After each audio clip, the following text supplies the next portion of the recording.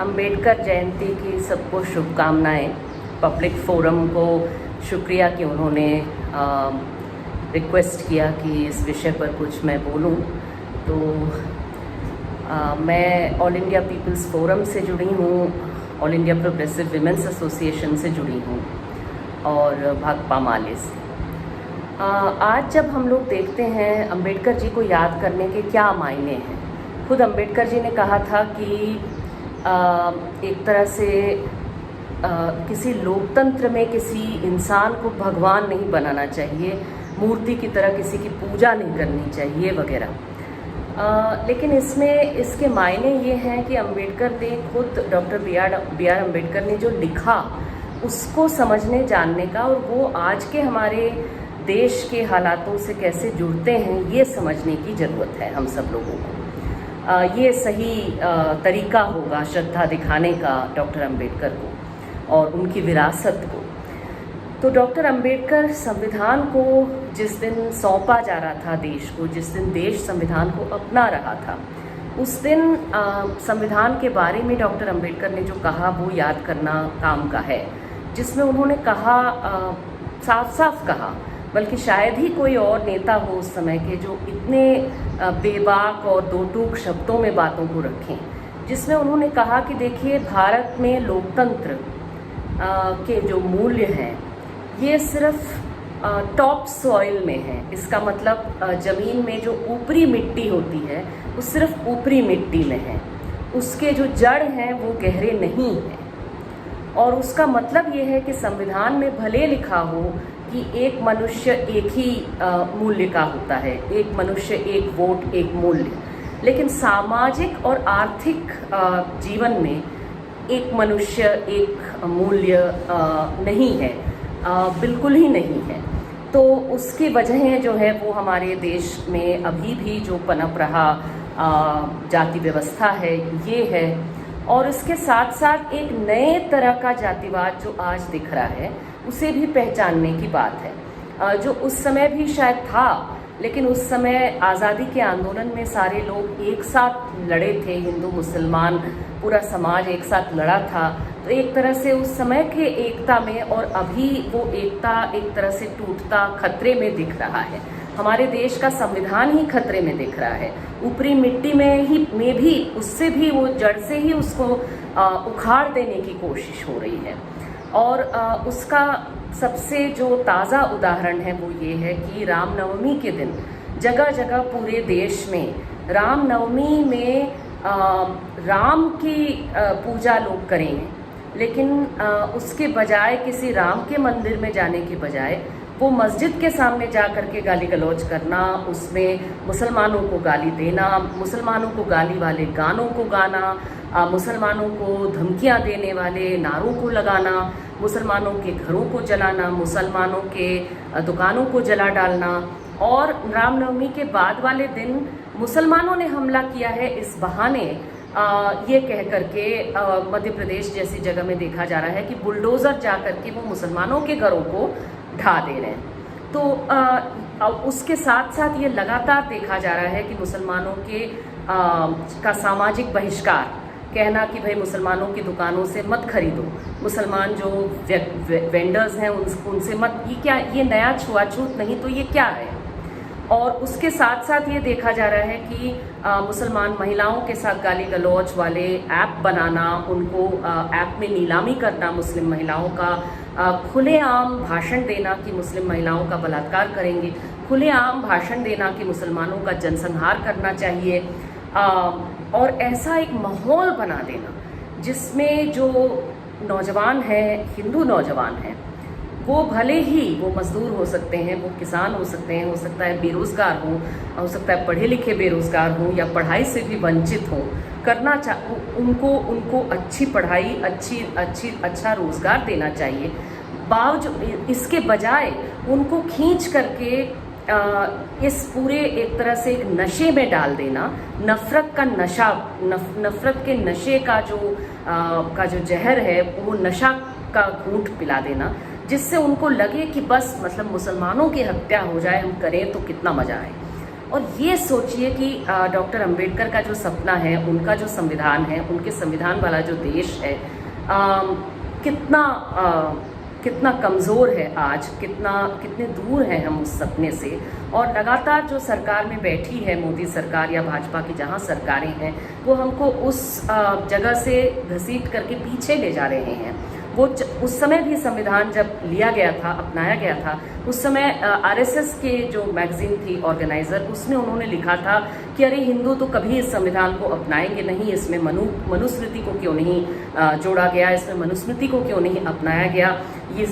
ये सारा जो है इसको हम कभी स्वीकार नहीं करेंगे। लेकिन वही लोग आज कहने को तो संविधान हमारा है कहेंगे, दुनिया अगर सवाल करेगी भारत में लोकतंत्र की स्थिति के बारे में तो उनको संविधान दिखा देंगे। लेकिन संविधान दिखाने के लिए एक चीज़ हो गया, असली में लोगों के जीवन में जब लोग संविधान को लेकर के अपने अधिकारों के लिए लड़ते हैं तो उनको उठा करके उनके ही संवैधानिक अधिकारों का उल्लंघन करके उनको जेलों में डाल दिया जा रहा है। उन पर इस तरह के नए कानून बना दिए जा रहे हैं, काले कानून बना दिए जा रहे हैं, दमनकारी कानून, जिसके तहत आप अंदर एक बार हो जाइए, कुछ भी आरोप आप पर हास्यास्पद से हास्यास्पद आरोप लग जाए, आप एक बार अंदर हो जाइए, लेकिन आपको उसके बाद में बेल नहीं मिलेगा। तो आप कुछ भी मतलब 2 साल 3 साल से लेकर के 8 साल 10 साल से लेकर के 20 साल तक भी आप जेल काट सकते हैं, बशर्ते उसके बाद आप रिहा हो जाए, बिल्कुल आप निर्दोष साबित हो जाए। लेकिन आपने जेल में इतने वर्ष काट दिए तो आपको तब भी सज़ा काटना हो रहा है। जबकि जो लोग खुलेआम देश को तोड़ने की बात कर रहे हैं, देश के संविधान को ख़त्म करने की बात कर रहे हैं और उस हिंदू राज को बनाने की बात कर रहे हैं, जिसके बारे में डॉक्टर अंबेडकर ने कहा था कि ये इससे बड़ी आपदा कुछ नहीं हो सकती है, उस हिंदू राज को बनाने के नाम पर लोग कह रहे हैं कि हम तो इसके लिए काटने को तैयार हैं, हम मारने को तैयार हैं, हत्या करेंगे। ये बातें खुलेआम कहने वाले जो लोग हैं, उनकी बातें सुन करके पुलिस कहती है कि भाई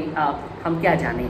ये सारी चीज़ें तो कुछ है नहीं और इन्होंने कुछ गलत नहीं कहा है, तो उन पर कोई यूएपीए, कोई इस तरह का कानून आतंकवाद वाला लगता नहीं है, जबकि वो आतंक फैलाने में लगे हैं अल्पसंख्यक समुदायों में।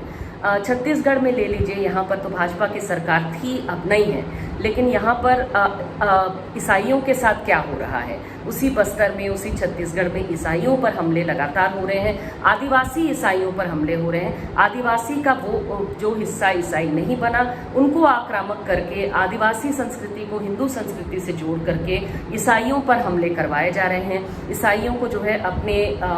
जो मृत लोग हैं उनको सम्मान गाड़ने तक की जगह नहीं दी जा रही है, जीने की जगह नहीं दी जा रही है, घरों को जलाया जा रहा है, ये सारी चीज़ें हो रही हैं। और सरकार बीजेपी की नहीं है, लेकिन वो चुपचाप देख रही है, वो वहाँ पर संविधान के नाम पर जो संवैधानिक अधिकार बचाने का जो काम करना चाहिए वो नहीं कर रही है। और ये हमारे संविधान ऐसी चीज़ है, जितना उसका इस्तेमाल करो, जितने उसके नाम पर लड़ाई लड़ो, जितना उसके नाम पर लोगों की रक्षा करो, उतना वो मजबूत होता है। और जितना आप वहाँ पर पड़े रहने दीजिए, उसमें धूल जमने दीजिए, उतना वो कमज़ोर होता है। संविधान का काम सिर्फ वहाँ पर इसमें नहीं है, कोर्टों में नहीं है, अदालतों में नहीं है। संविधान का काम हम सबके जीवन में है। संवैधानिक नैतिकता का काम जो है, संवैधानिक नैतिकता जो मॉरल स्टडीज़ होती है स्कूलों में, उसमें कम से कम जो गैर भाजपा की सरकारें हैं वो इसको पढ़ाते क्यों नहीं है। संविधान पढ़ें लोग और संवैधानिक नैतिकता क्या है इसको समझें, कि जिसके बारे में हो सकता है हमको कुछ तरह के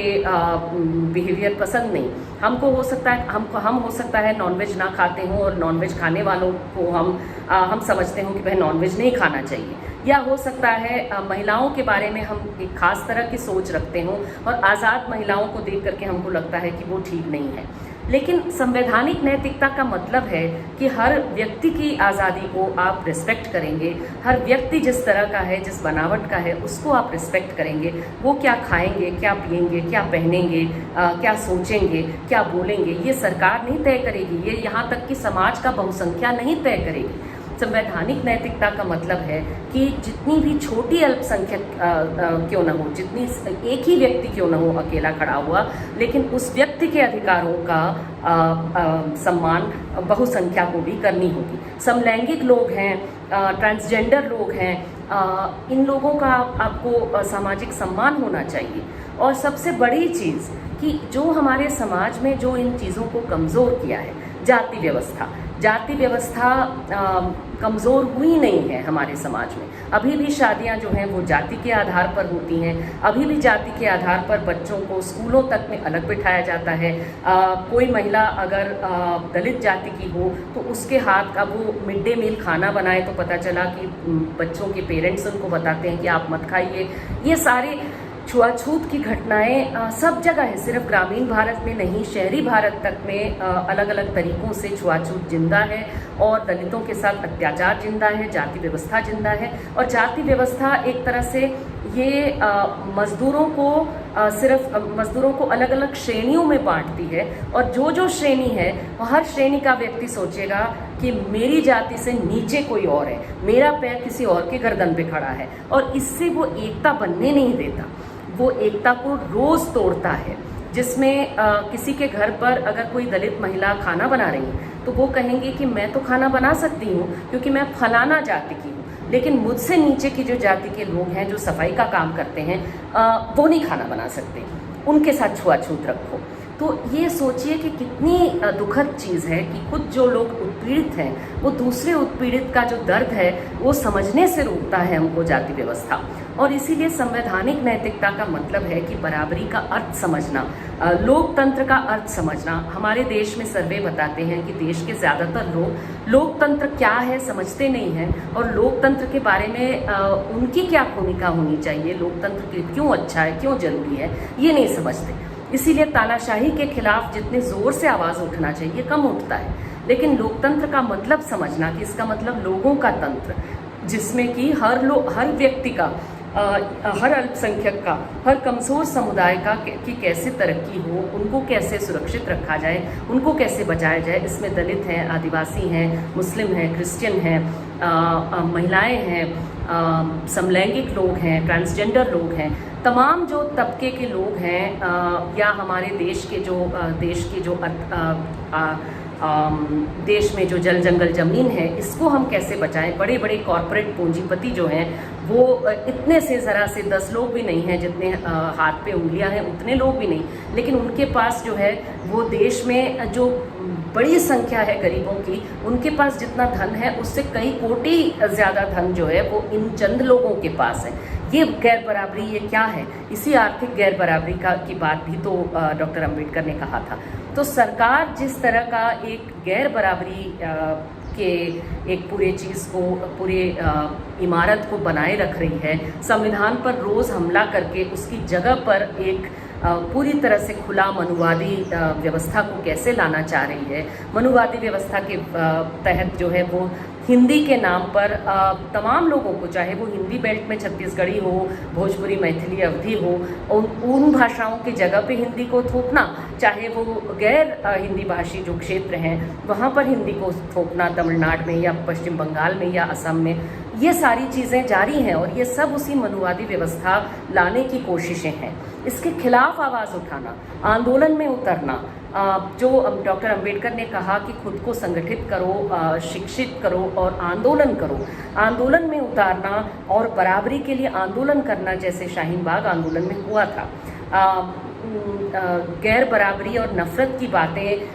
अभी इसके बाद में अंबेडकर जयंती के बाद आएगा, हनुमान जयंती आएगा। हनुमान जयंती के नाम पर फिर से बजरंग दल के लोग जो हैं वो इसी तरह से हमले करने की कोशिश करेंगे। तो इनके खिलाफ ये ना कर पाए इस तरह का नफ़रत फैलाने की कोशिश, और हमारे देश के जो गरीब नौजवान हैं उनको इस तरह के नफ़रत के सैनिक बनाने की कोशिश जो है, पैदल सैनिक बनाने की जो कोशिश है और उनको मुसलमानों के से भिड़ाने की जो कोशिश है, इसको छी कहना, इसको कहना कि इसको हम रोकेंगे, इसके खिलाफ हम आवाज़ उठाएंगे, इसके खिलाफ हम आंदोलन करेंगे और हमारे देश में बराबरी